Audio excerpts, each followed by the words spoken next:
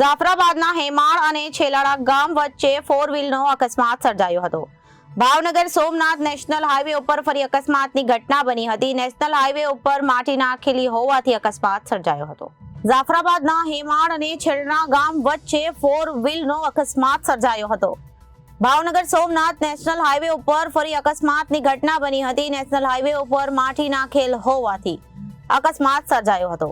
કારનો અકસ્માત થતા કારનો ભૂક્કો ચાલકનો આબાદ બચાવ થયો હતો। કોઈ કારણોસર માટી નાખી હોય અને તેના માટીના કારણે અવારનવાર અકસ્માતની ઘટનાઓ બને છે। નેશનલ હાઈવે ઓથોરિટીની ઘોર બેદરકારી સામે આવી છે। મારું ગામ સેલણા છે।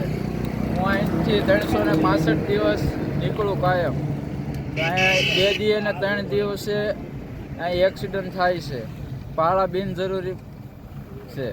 નમસ્કાર, જય ભારત ખાસ જણાવવાનું કે હું અત્યારે ટીંબીથી ઉનાથી ટીંબી અને ટીંબીથી રાજુલા થઈને અમરેલી જતો હતો। ત્યાં એક ડિવાઈડર ડાયવર્ઝન મારેલું છે અને ત્યાં કોઈ બેરિગેશન મારેલા નથી। તો એના લીધે બેરિગેશન માર્યા નથી એટલે મને બતાડવું નહીં અને એને લીધે મારી ગાડી પલટી મારી ગઈ। તો પલટી મારી ગઈ એટલે મારો બચાવ થયો છે, બરાબર।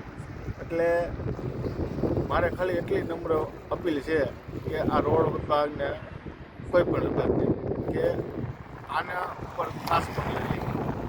Reporter Babubhai Vadher, Janadesh news, Jafrabad.